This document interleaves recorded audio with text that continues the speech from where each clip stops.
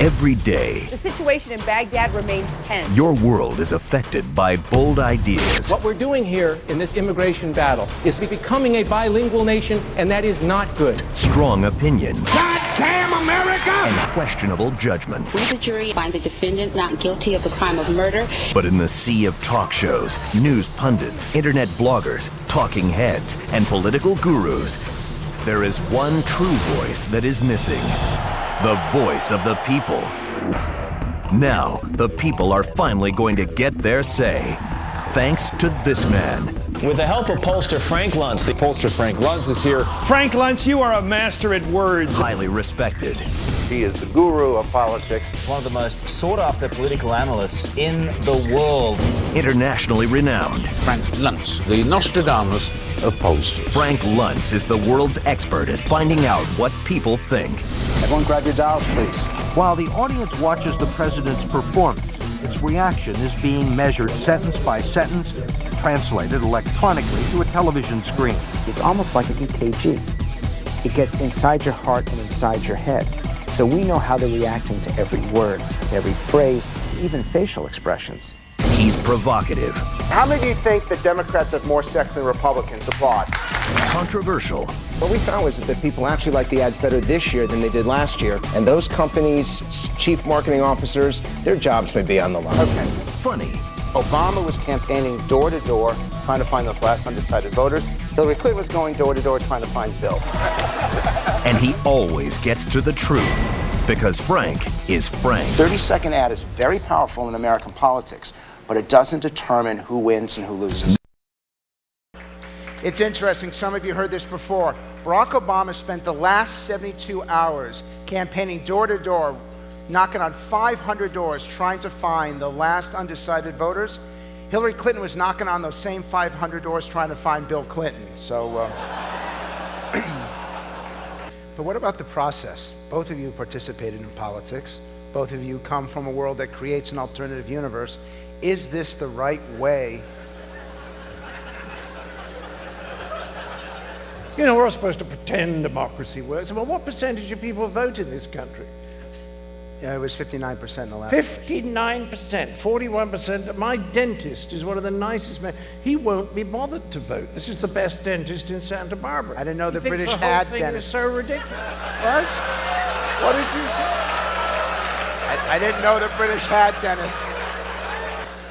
When you're asked to speak on... Just for the record, the British are so poor they can't even afford socks anymore.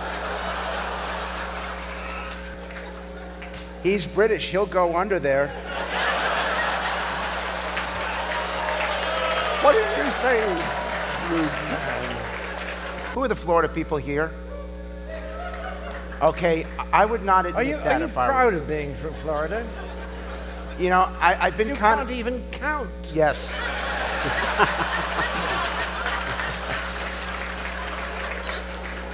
My grandmother can do 6 bingo cards at the same time. She can figure out how to vote. Why can't you guys? So Kerry was down in Florida, and that kid stands up and starts protesting him. And so he yells out, "Don't taser me, bro." And they still stuck him. I think you guys heard about this. First person ever electrified from a John Kerry speech. Innovation, invention, creativity, automation, productivity. These are powerful words that transcend the red line and the green line. Never do politicians speak where both Republicans and Democrats agree. It doesn't happen anymore. We can't even go out for dinner because usually between the appetizer and the main course, food ends up on everyone. We haven't learned to cooperate on innovation. There is no differentiation between Republicans and Democrats and between the 21-year-old and the 81-year-old because everyone defines innovation their own way. Governor Napolitano, when you communicate right here the consequences of failure, this is perfect language. Let's take a look.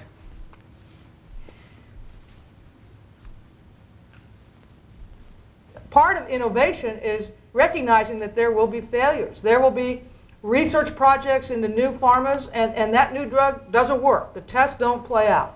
There'll be research into a new kind of material to make a more energy efficient, say, housing material, and it turns out, A, it's not cheap, or it's not manufacturable, or both, or what have you. Those things happen. So when you're talking about fostering innovation, you're building that already into your calculus. And by the way, more people ought to be taking calculus. The things that got us here Keep going. will not get us there. And I believe that. And if we don't innovate, we're going to die. I think literally and figuratively, the race is on to try to bring forward next generation technologies and applications and ideas and inventions. And if Minnesota and America aren't leaders in that effort, we're going to be left behind. And that's going to be to great detriment to our people and the citizens that we serve. Now, if we don't innovate, we're going to die. Is there something you want to tell us? No, I've talked enough about that today. You're much too young. What this is about the future. And Governor Sebelius, when you talk about your children, you've personalized innovation in a way that people can feel it and they understand it. By the way, we conducted these interviews using innovative technologies so that I wasn't in the room with her when I was asking her questions. She was holding up a phone, and she will see in a moment. The language is perfection because it is personal, it is human, and most importantly, it is aspirational. For those of you, I see a few people taking notes. The power of innovation is that it helps people, it allows them to inspire and aspire to things that are greater. This is what's going on with the public. These are the things that they want. We asked a very simple question. What do you want more of that you don't have enough of? There's a difference, though, between men and women. The number one answer for guys is more money. We want this is my George Costanza imitation here.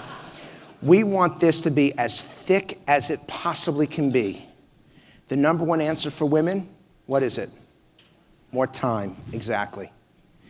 Women are more likely to run the budgets for their house. Women are more likely to be responsible for the kids. Women are more likely to deal with the health care, not only for their family, but for their parents and for their husband's parents. Women are more likely to be doing all these things.